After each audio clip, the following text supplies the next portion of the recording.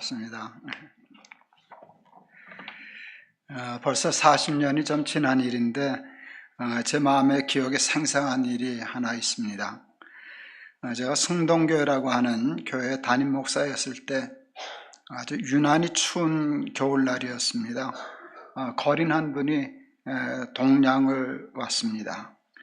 50대 중반쯤 되어 보였고 다리를 절고 계셨는데 옷은 남냈지만 깨끗했고 거린 생활을 시작하신 지가 얼마 안 되셨는지 몹시 부끄러워하는 모습이 마음에 와 닿았습니다.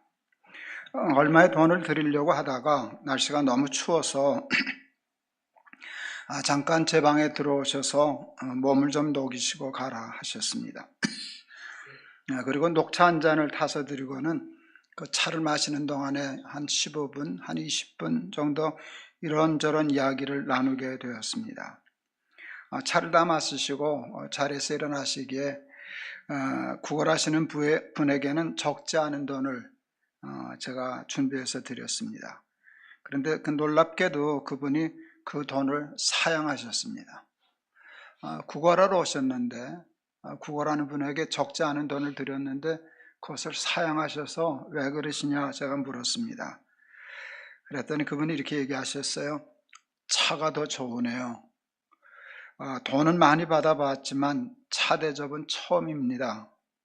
그런데 목사님 차가 더 좋습니다 하고 우셨습니다.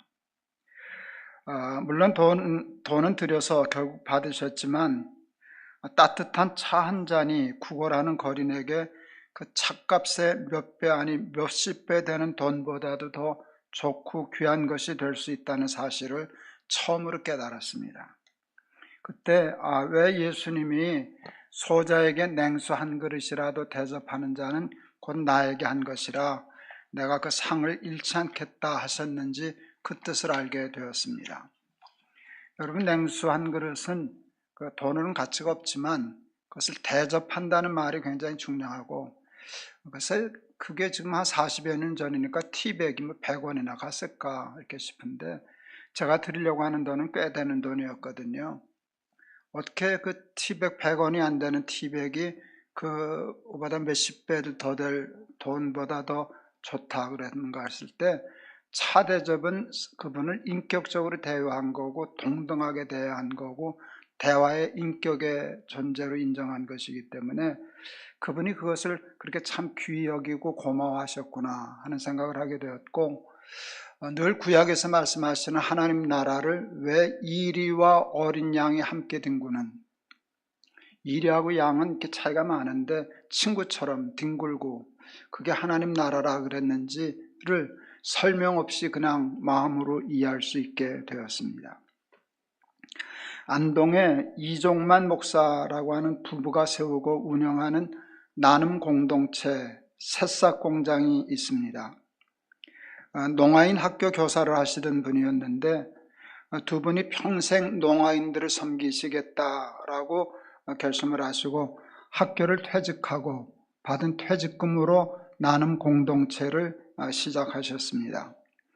공동체를 세우실 때부터 단순히 저들을 보호하고 구제하는 차원의 공동체를 생각하지 않으시고 저들에게 일터를 만들어주고 일을 가르쳐서 평생 남의 도움을 받고 사는 사람이 아니라 월급 받고 떳떳이 세금 내며 사는 사람이 되게 해주고 싶다는 당찬 욕심과 꿈을 가지고 공동체를 시작하셨습니다.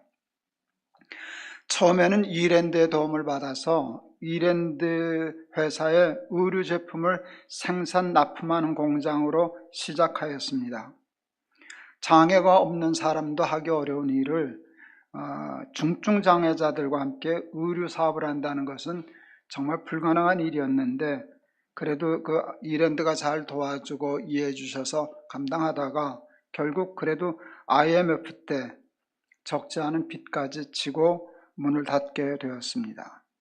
그 후에 다시 새싹 농장을 시작하여 지금까지 운영해 오고 있습니다. 제가 높은 터 숭의교회를 할 때에도 그 안동에서 그 새싹을 주일날마다 올라와서 그때 우리 숭의교회가 작지 않았으니까 제가 우리 교인들한테 강매했습니다.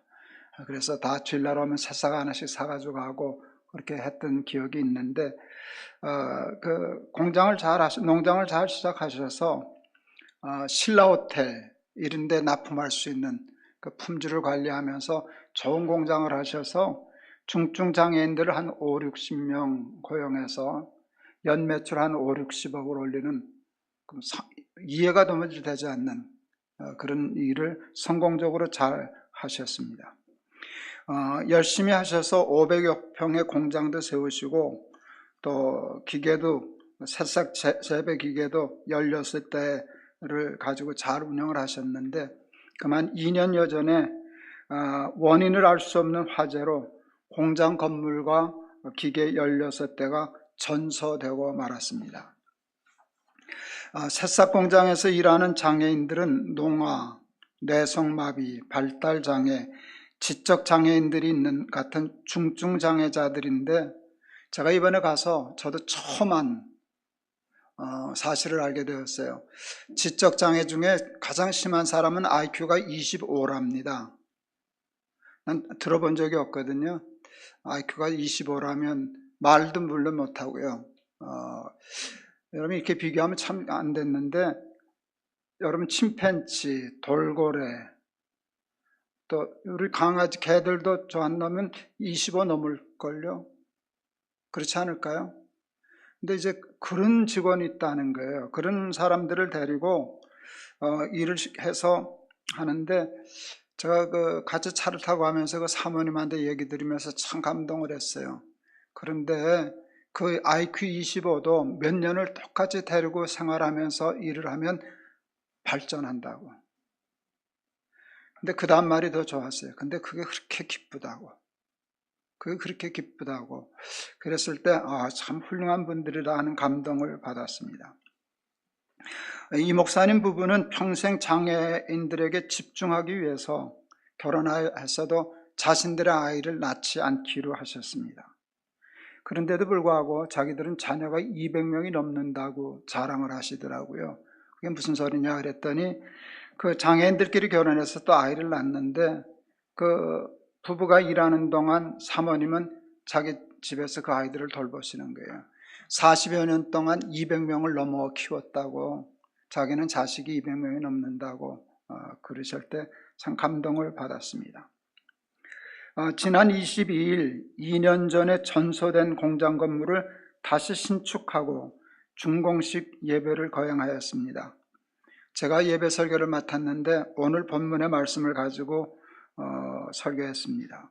성경에 나오는 이리와 어린 양이 함께 뒹구는 모습을 저는 그 공동체에서 두 눈으로 확인할 수 있었습니다. 여기가 이리와 어린 양이 함께 뒹구는 것이구나, 여기가 하나님 나라구나 하는 것을 볼 수 있었습니다. 중증 장애인들이 아침에 출근할 직장이 있고 할 일이 있고 평생 남의 동정과 도움만 받고 사는 것이 아니라 일하여 월급을 떳떳하게 받고 그리고 세금까지 내는 당당한 시민으로 살아가게 한다는 일이 얼마나 대단한 일인지 이루 말로 다 할 수 없고, 그와 같은 일을 장애가 없고 힘도 있고 건강한 사람들이 만들어 함께 살아간다는 것은 원죄로 말미암아 타락한 이 세상에서는 찾아볼 수 없는 정말 하나님 나라의 현상이라는 것을 목도할 수 있었습니다. 지난 22일 중공 예배 때 공장 직원들의 특순이 있었습니다. 뇌성마비 환자인 그분이 과장이시더라고요.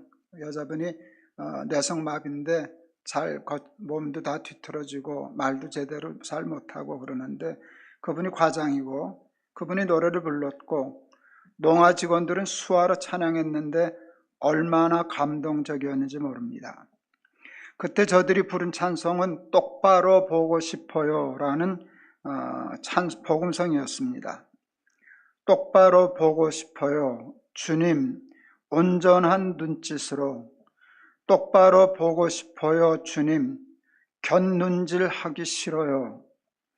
하지만 내 모습은 온전치 않아 세상이 보는 눈은 마치 날 죄인처럼 멀리하며 외면하네요. 주님, 이 낮은 자를 통하여 어디에 쓰시려고 이렇게 초라한 모습으로 만들어 놓으셨나요?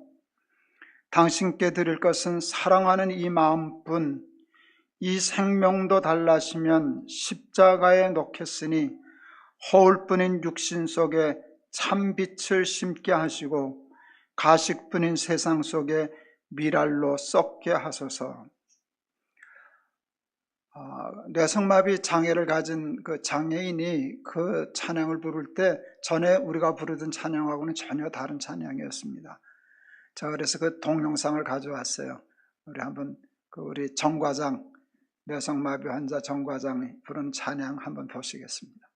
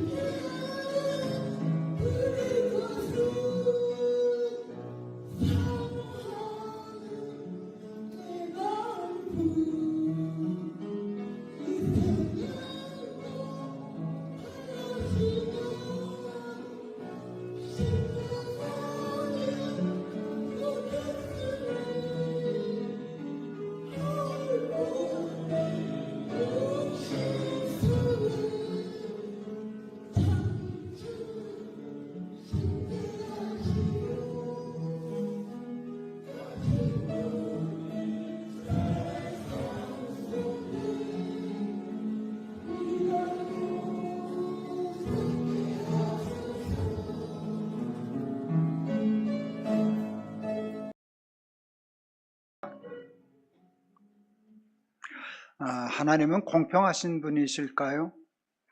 많은 사람들은 하나님이 공평하시다고, 특별히 우리 예수 믿는 사람들은 다 그렇게 얘기들 하시는데 저는 앞만 봐도 하나님은 공평하지 않으셔요.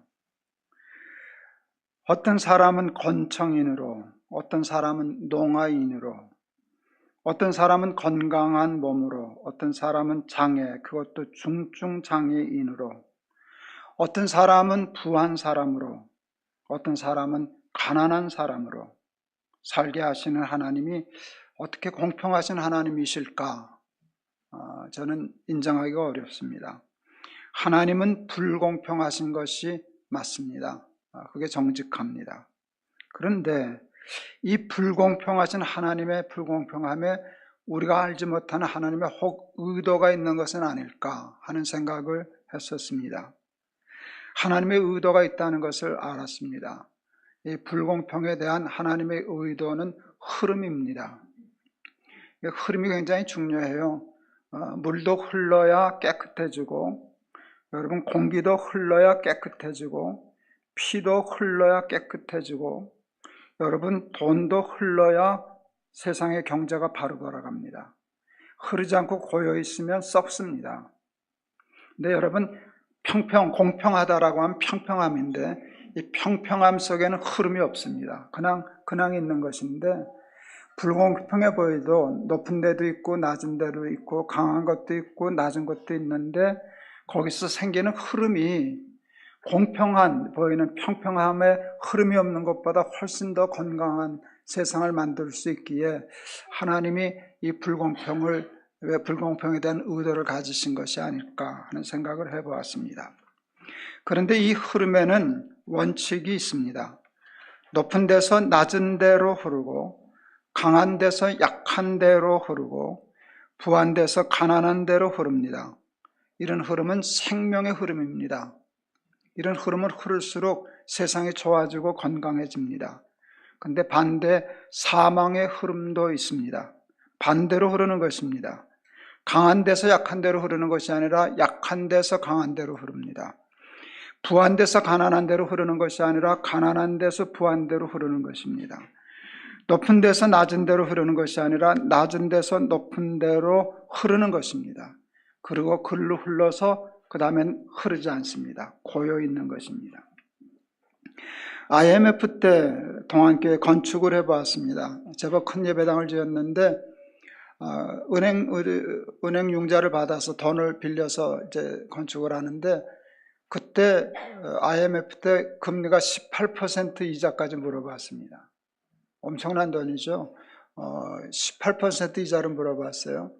저는 경제 전문가가 아니지만 그때 우리나라가 국민소득이 한 10,000불 시대였던 것 같아요. 10,000불 정도인데도 불구하고 저는 그때가 굉장히 우리나라가 건강하다는 생각을 했었어요. 왜냐하면 중산층의 허리가 두꺼웠어요. 10,000불 정도 소득밖에 안 되지만 다 중간은 가가지고 나도 중산층은 돼, 이렇게 인식하는 사람들의 숫자가 참 많았어요.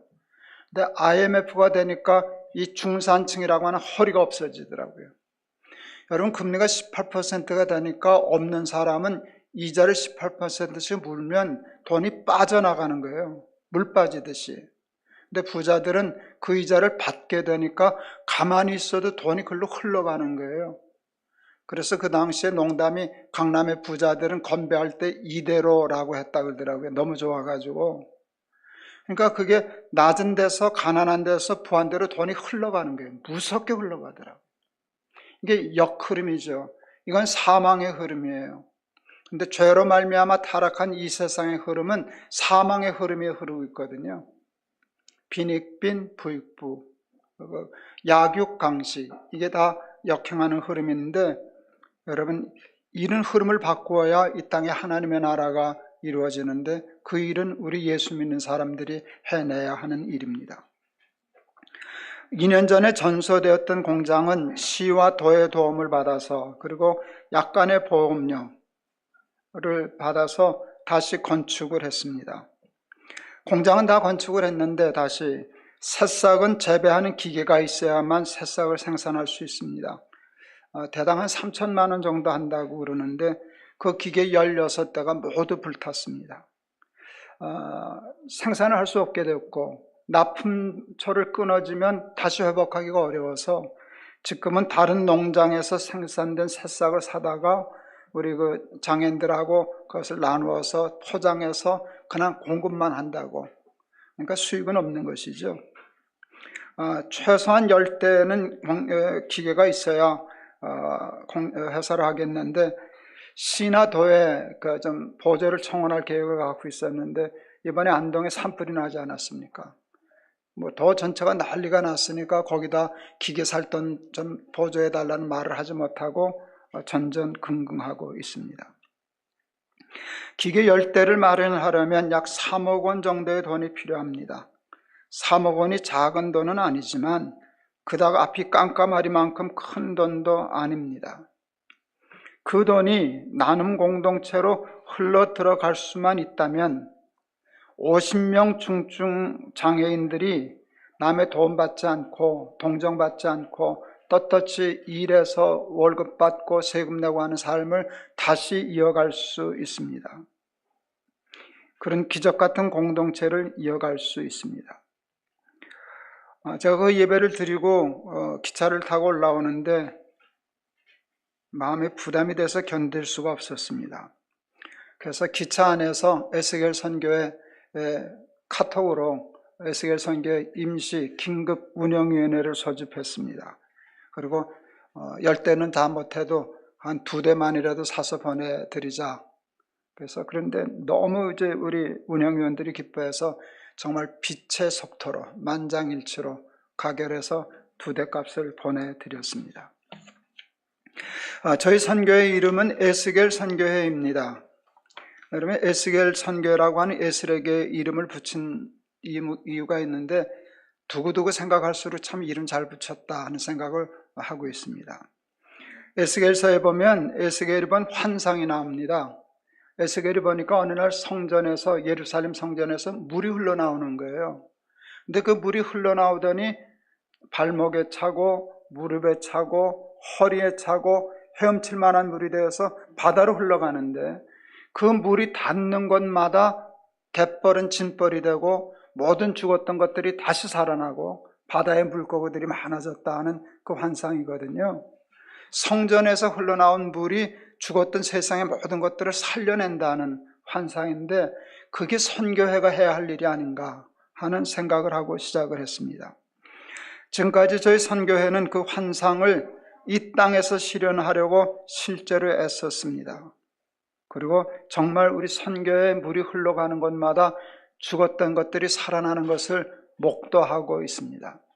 많은 간증을 할 수 있는데 저희 선교회가 요즘 힘쓰는 것은 캄보디아 당카오라고 하는 쓰레기 마을이 있습니다. 한 200가구 정도 사는데요. 옛날 우리 난지도가 그랬죠. 그 쓰레기 주스면서 사는 사람들이 있어요.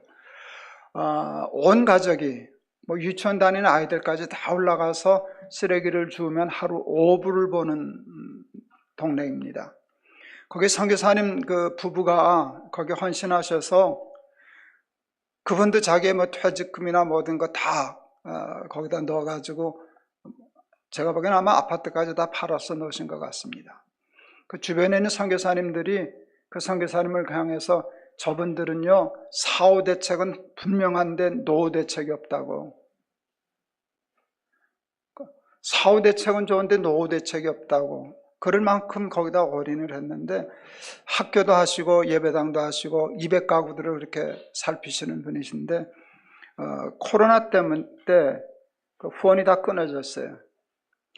저는 IMF 때도 선교사 후원 끊은 교회들, 또 코로나 어렵다고 후원을 끊는 교회를 도무지 이해할 수가 없습니다. 여러분, 어렵죠. 근데 우리도 어려우면 그 선교지에 있는 분을 끊으면 그분들은 어떻게 삽니까? 우리가 굶어도 거기를 보내야 되는 거 아니겠어요? 근데 그 이제 하여간 어쨌든 끊어져서 학교 문을 닫아야 되나 하는 그때 저희 에스겔 선교하고 연결이 되었어요. 한번 마음껏 도와드리고 싶었어요. 그래서 한 80명 정도 아이들 학생이 있었는데, 제가 제일 먼저 한 일은 아이들에게 자존감을 높여주는 일이었어요. 그래서 제일 먼저 교복을 사서 입혔습니다. 쓰레기더미에서 사는 아이들, 신발도 못 신고 다니는 아이들에게 교복 2벌씩 사서 입히고, 가방 신기고, 양말 신기고, 운동화 아디다스 다 좋은 거 사주고 싶었어요. 한 번도 아이들이 누려보지 못한 삶 살게 해주고 싶었어요. 버스 세대 대절해서 우리나라 자연농원 같은데 소풍 보냈어요. 거기서 아이들이 물놀이 하면서 깍깍 소리 지르고 하는 거 볼 때 참 기뻤어요. 80명 정도밖에 학생이 아니었고, 우리 아이들이 쓰레기 마을 밖에 있는 학교를 가지 못했습니다. 법적으로 가지 못하는 게 아니라 가면 왕따 당하니까, 쓰레기 냄새 난다고 놀림당하니까 애들이 못 갔습니다. 근데 한 1, 2년 그렇게 집중적으로 투자하고 지원했더니 지금 그 학교가 300명이 되었습니다.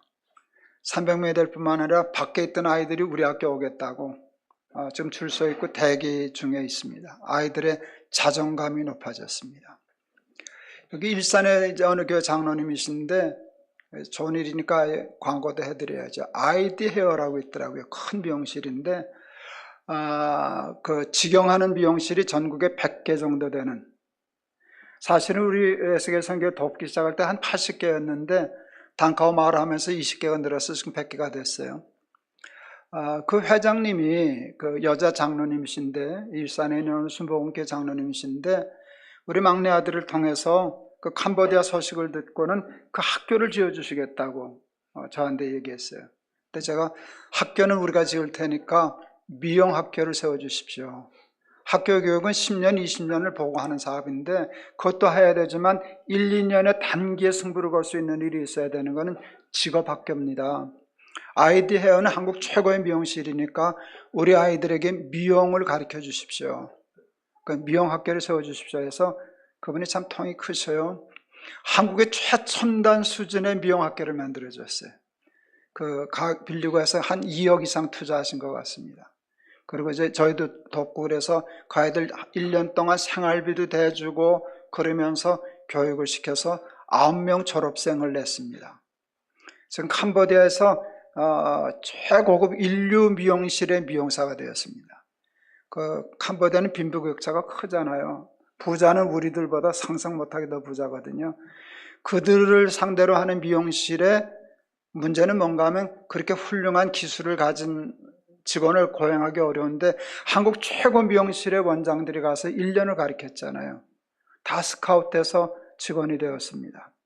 하루 온 가족이 5불 벌던 가족이 이 아이들이 지금 한 250불에서 300불 월급을 받습니다. 그 돈은 캄보디아에서 대학을 나온 아이들이 받는 봉급입니다.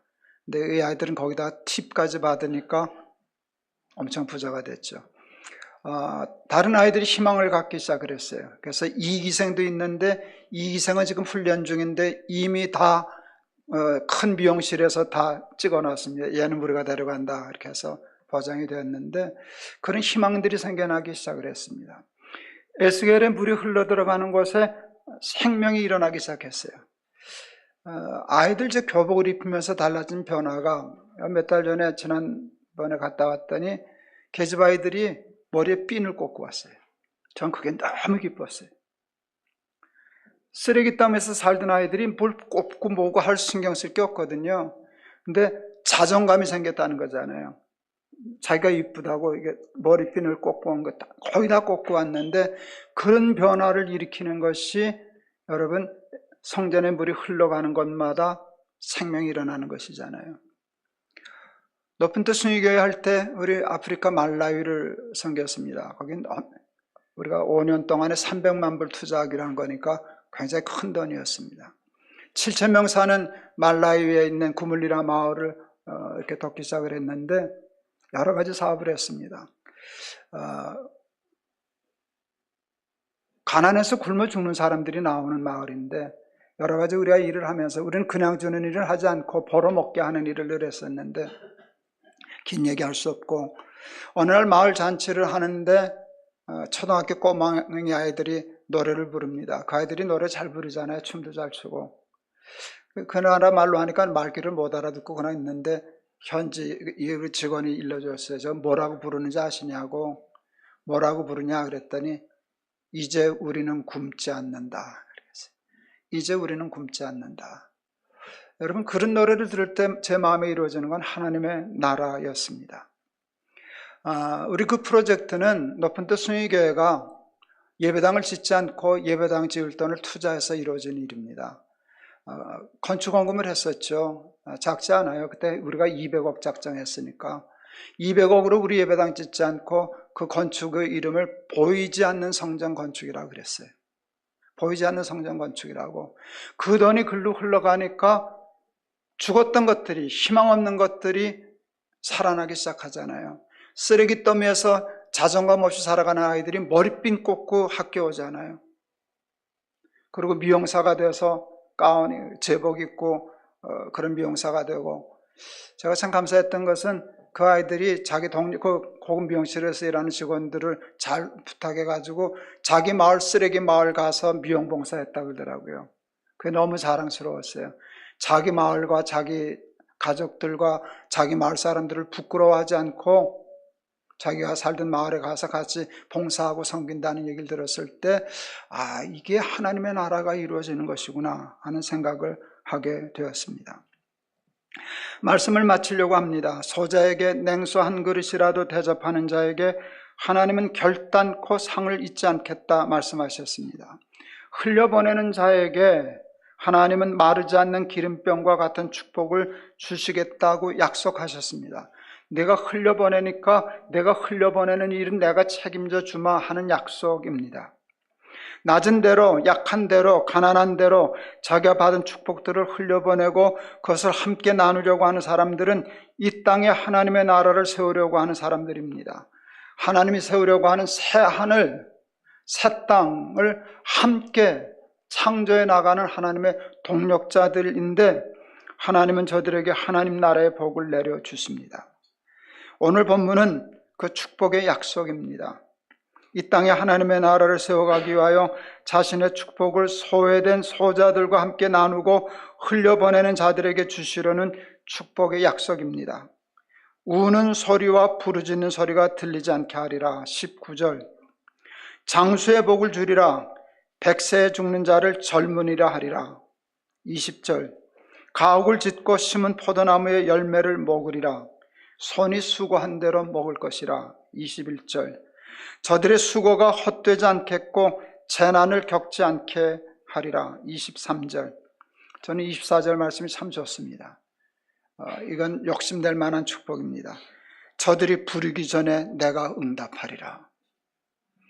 네가 부르기 전에 내가 미리 알고 내가 공급해 주마. 왜? 잘 흘려보내니까.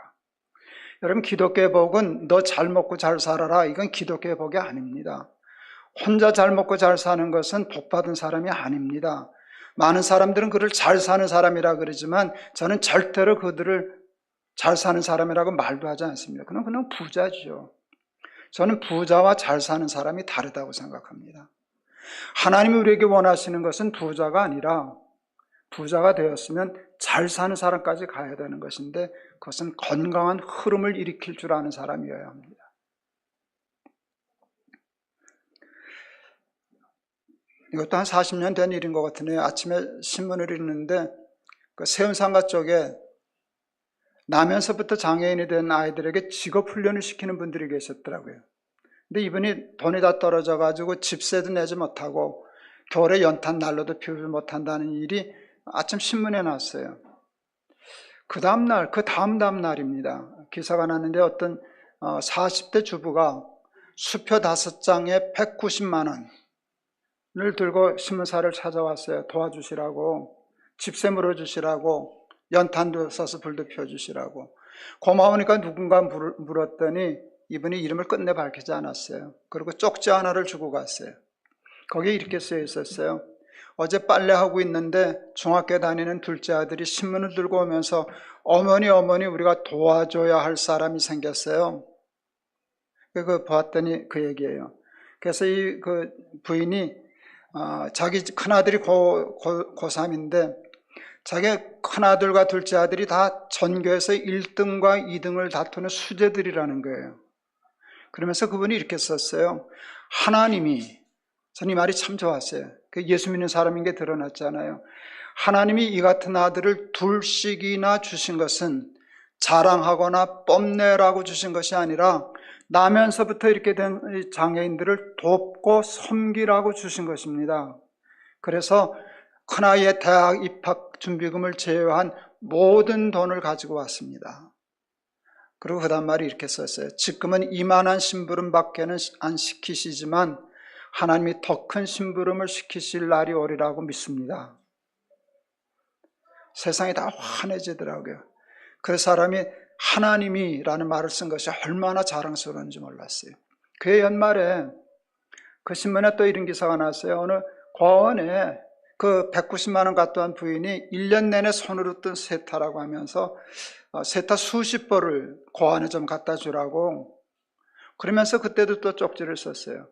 거기에는 뭐가 있었는가 하면 아이들의 동화 중에 그 백조왕자라는 동화가 있지 않습니까? 왕자 6이 만해의 저주를 받아서 백조가 됐는데 그 마법을 푸는 게 여동상 엘리사가 가시풀로 쇠타를 짜서 던져주면 마법이 풀린다는 거예요. 그 부인이 이렇게 썼어요. 나면서부터 몸과 마음이 추운 아이들의 마음을 따뜻이 녹여줄 수 있다면 6년이 아니라 60년이라도 이 쇠타를 짜겠습니다. 여러분, 이게 새하늘과 새 땅을 창조하는 하나님 나라의 백성들의 삶이어야 합니다. 제가 말씀드렸지만 기독교의 복은 세상 사람들이 생각하는 복과 달라요. 세상은 그냥 나만 너 복 받고 잘 살아라 하는 것인데, 기독교의 복은 자기만 잘 사는 것은 잘 사는 게 아니에요. 너로 말미암아 나라와 민족이 복을 받을 것이니라. 너는 세상의 복이다. 복의 근원이 될지라. 하나님의 아브라함을 축복하실 때 일입니다. 말씀 마치렵니다. 여러분, 이거는 많은 것이 있어야만 흘려보내는 건 아닙니다. 꼭 부자만 이 일을 할 수 있는 일이 아닙니다. 벳세다 광야의 어린 소녀는 물고기 2마리와 보리떡 5개를 흘려보내므로 5,000명이 먹고도 12광주리가 남는 천국의 기적을 만들어낼 수 있었습니다. 작은 것 하나라도 나누려고 하고 필요한 것에 흘려보내려고 하는 마음속에 하나님이 축사하셔서 일어난 천국의 기적인 줄을 믿습니다. 작은 것 하나라도 나누고 나보다 낮고 약한 것을 늘 생각하고 함께 살고 인격적으로 존중하고, 그래서 하나님 나라에 들어갈 생각만 하지 말고 하나님과 함께 하나님의 나라를 창조해 나가는 하나님의 동력자들이 다 되셔서 나만 천국 가지 않고 모든 사람을 천국으로 인도하는 하나님 나라의 백성들 다 되시기를 축원합니다. 기도하겠습니다.